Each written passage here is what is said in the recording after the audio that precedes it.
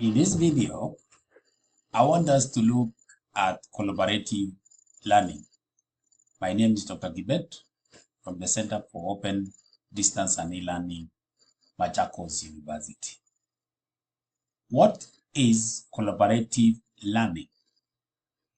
Collaborative learning is the educational approach of using groups to enhance learning through working together. Groups of 2 or more learners work together to solve problems, complete tasks, or learn new concepts. This approach actively engages learners to process and synthesize information and concepts rather than using rote memorization of facts and figures. Learners work with each other on projects where they must collaborate as a group to understand the concepts being presented to them. Through defending their positions, reframing ideas, listening to other viewpoints, and articulating their points, learners will gain a more complete understanding as a group than they could as individuals. In the following sections, I want us to look at the difference between collaborative and cooperative learning.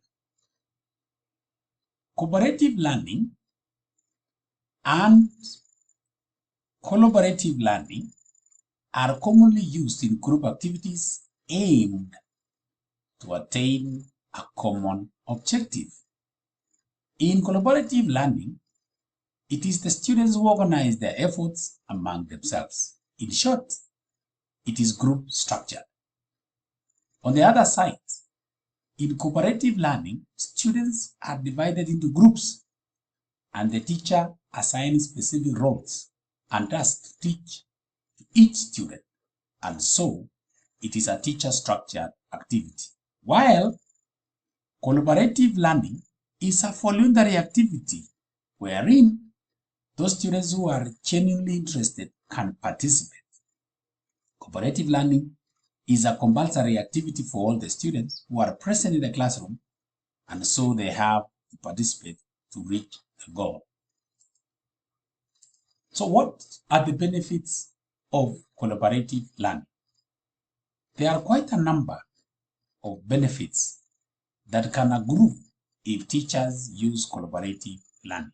One, it leads to development of higher level thinking, oral communication, self-management, and leadership skills.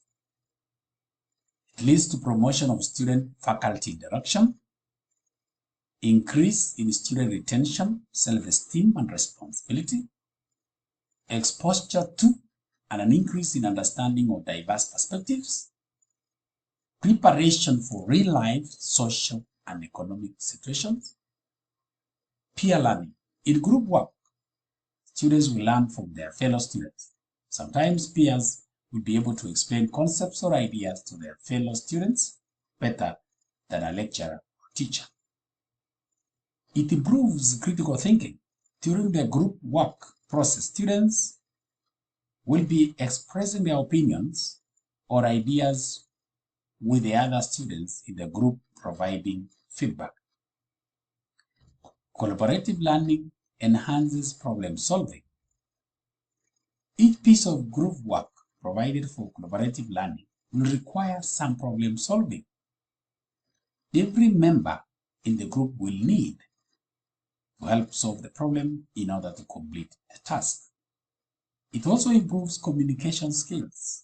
Working in groups to learn will encourage people to improve their communication skills. Number 10, it improves cultural awareness. People from different backgrounds and cultures may have different ways to learn, as well as different opinions or ideas than other people in the group. And finally, I want us to look at the disadvantages of using cooperative learning. One, people learn at different speeds. People do tend to learn at different speeds. which is why group work can sometimes take longer than individual learning. But two, someone may be in charge of the group. In group situations, the best case scenario is that no one is in charge and everyone works together to complete the task. 3, some groups may struggle if they don't have group work skills. If people or learners never worked in groups before, they would have the skills to work together. So teachers and lecturers should help initially by explaining the tasks and the aims of the group work required. This should help spark conversation on the required task. Social loafing. Introverts may actually struggle. Social loafing is when someone in group working situation puts in less effort than the rest of the team.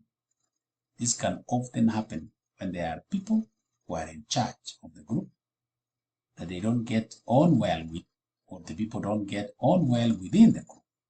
So introverts can also struggle in groups to get their voice heard. Number 5, introverts also struggle. Introverted students often prefer to pause, carefully reflect, and internally process information. So these students may struggle in a social situation where they have to speak up and be vulnerable. Group work. Group work skills training is required. Students cannot simply be thrown into groups and expected to work well together. And finally, assessment inequalities. Assessment is always difficult with group work. Some students may believe others have been lazy or underserving of the group's high grade, while the other time students feel that others in the group are bringing their grades down.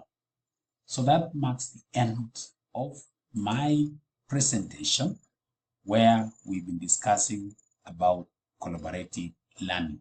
If you like this video, kindly subscribe to receive other videos in future. Thank you.